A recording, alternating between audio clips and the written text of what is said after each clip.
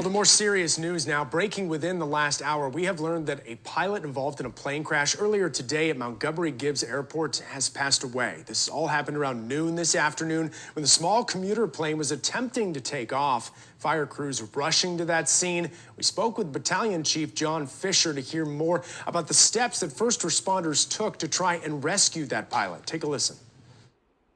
Units arrived very quickly from the fire station right across the street. Found one patient in a small plane which had crashed upon landing here at Montgomery Field. The patient was trapped in the airplane.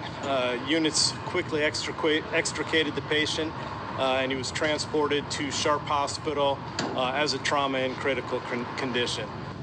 Now, that particular interview was done right after the crash had happened. Again, we have heard from San Diego police that the pilot has passed away after being taken to the hospital. An investigation is now underway. And to talk a little bit more about the crash, the investigation, and what we know so far is KUSI contributor and pilot Mark Larson. Mark, thanks so much for joining me on a Saturday. Sure appreciate it, sir. You bet, Matt. And so sad to hear the pilot has passed away.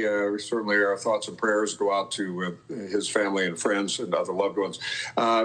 This is always a risk. Aviation is risky. We don't know a lot of what we are needing to know. The FAA has been on the scene. I was out there at the site earlier today. Got some shots there when I was there. Talked to the FAA as much as they can say. Of course, now the investigation shifts to the NTSB, the National Transportation and Safety Board. But with the passing of the pilot, as reported, it's going to be, if not as long, maybe longer of an investigation. What we do know is this was a 2-year-old, a little over 2 years old, Cirrus. Cirrus is a very nice, very high-tech airplane. Great horsepower, high performance. So again, all these stats seem to be fine. It's owned by a company out of Irvine, reportedly under contract with Coast Aviation, the school, the flight facility, FBO at Montgomery. Actually, I buy fuel from them often. Great organization. And this was reportedly one of their trainers that they use for those who want to learn how to fly the Cirrus, a Cirrus SR-20 in this case. Again, high performance airplane. Wonderful airplane, and yet it's always a matter of what's going on at the time. They'll look into questions like, was there anything going on with the pilot himself? Was the pre-flight done the way it needs to be done? If you listen to the ATC, and I heard some of this earlier, the air traffic control discussion back and forth, the tower there was telling him to offset. So at one point he's gone up, he's taken off, he's gone in the pattern. Pattern altitude of Montgomery is 1,400 feet above sea level. The runway is 427, so you're 1,000 feet above that. Everything looked fine, the speeds looked fine. On approach, if anything, there might have been a question, maybe a little fast, but you're landing at 80 some knots, give or take, at that point. And suddenly you hear the tower saying offset, offset. So when you look at the crash site, this is on runway 28 right, which is the northernmost runway at Montgomery Gibbs Executive Airport, south of Miramar. The crash site was off to the right of the end of the runway. So that could be from the offset. There was also a discussion where you hear the pilot saying trim, trim, trim, or something to that effect. Now, trim is what you do when you're holding onto the yoke and you're either descending or climbing. And the trim tab that you have helps offset the pressure.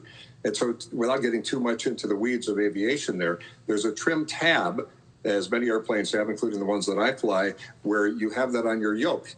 And it's a button. And as you do that, it's an electronic way to do what you can also do manually. So if the pilot was saying there's a problem with trim, like trim, trim, trim, again, he's solo by himself, reports that this was his second flight. We don't know that for sure, but that's a report that he was a student pilot. Obviously, he was qualified enough to fly a Cirrus at that point, but they'll look into, the investigators will look into, was this a problem with the equipment? Was there the trim tab itself, was it kind of an out-of-control trim wheel? In which case, that's a mechanical issue. So it's going to take, as these things do, Matt, probably a year to get more definitive information. What we should not do here is assume, as many people will do when these things happen, that somehow it's time to move the airport or aviation is unsafe. That's not true. It's a matter of everything has risk. You take a risk when you drive your car on the freeway every day. When you fly, pilots like me know that you constantly prep, you constantly prepare for the worst. If you're taking off out of Montgomery or anywhere, you always plan, what if the engine fails? In this case, we don't know that the engine failed. They'll look into everything. But one of the things you want to do at Montgomery, because Kearney-Villa Road is at the end of runway 28 right and 28 left for that matter, you have Kearney-Villa Road, then 163. If you have altitude, you have an emergency, you can land on the freeway and so forth. But the rule of thumb is, if you can, safely get it down before you come to that fence. This pilot did that. Unfortunately, as it headed off, there may have been a stall spin or something. Again, we don't know. They'll investigate that. The control factor is then, well, how much of an option did he have? But he kept from going out into the roadways, into the freeway. That's a plus. It may have been sheer luck. It may have been skill. We don't know till they investigate all of this.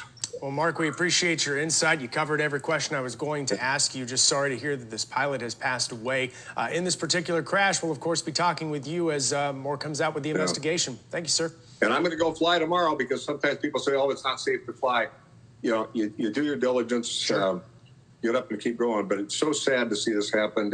And hopefully, like any one of these incidents, as you know, Matt, there will be lessons that come out of it that make flying even safer. If there's a problem with an issue on the airplane, a mechanical thing, they'll fix it, and we'll move on to safe flying. Right? Yes, indeed. Well, thanks for stopping by, Mark. We appreciate it. All right. See you, buddy. Thanks.